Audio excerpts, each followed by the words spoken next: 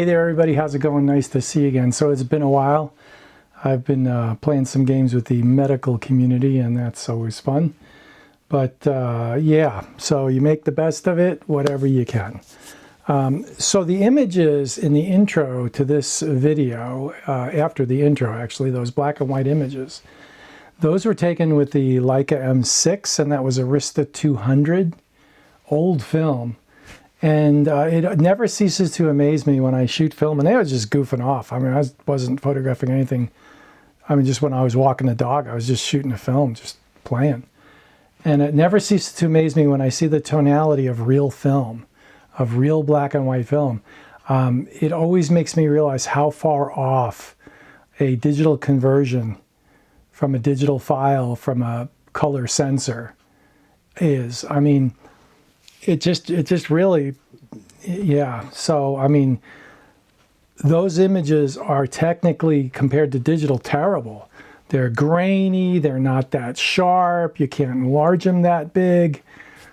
But the tonality and the smoothness and the way just the way they look, they evoke that emotional response. And it's just, it's inherent. Now, you need to understand, I just processed the film normally. I didn't do anything special to it.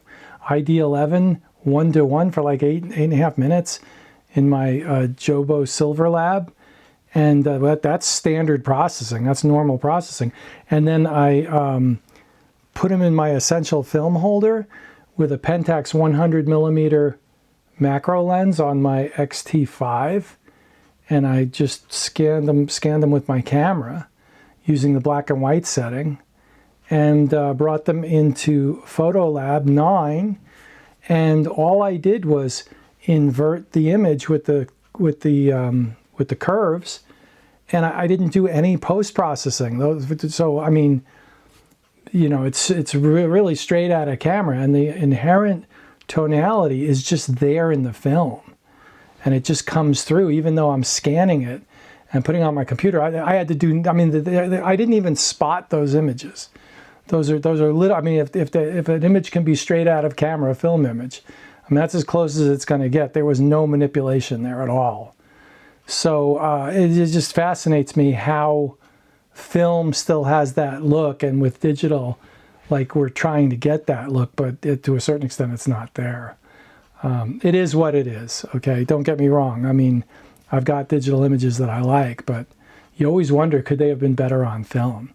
So having said all that, I've been using the X-E5 now for about 2 months. That's the X-E5 with the 23mm Fujicon f2, which makes it pretty much an interchangeable lens X100 VI.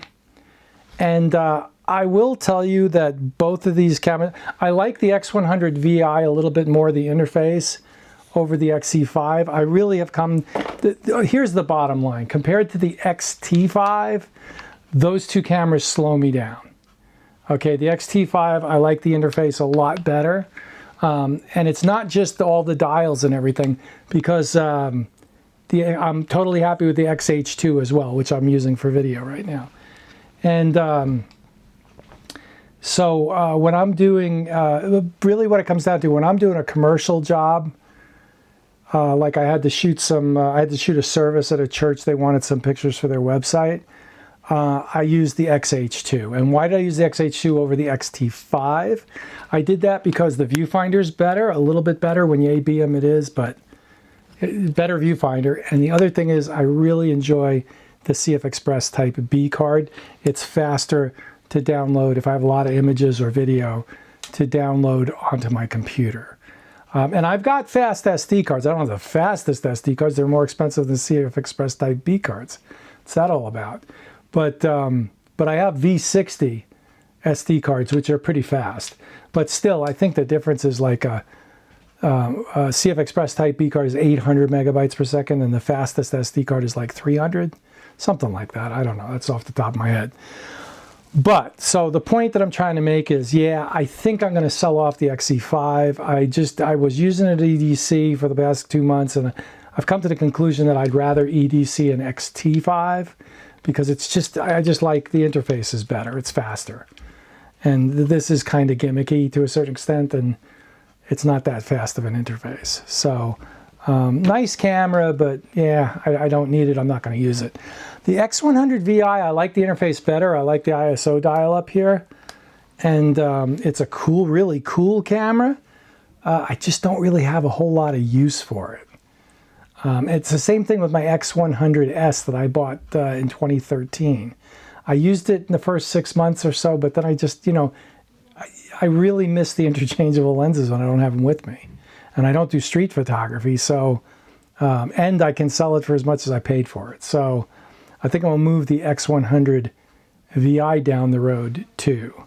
What I really want, and it's very simple, Fuji, just make an X Pro, the next generation, make an X-T5, put the hybrid viewfinder on it, same spec as an X-T5, I'd be totally happy. And I think you'd sell those like hotcakes.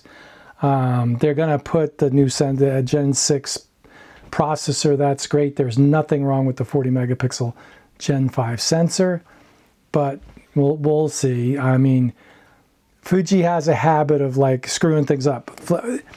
This X-E5 would be a lot more palatable to me if it was the exact same interface as the X100VI. Okay, that would make it a little bit, the X100VI is a little faster to use than the X-E5.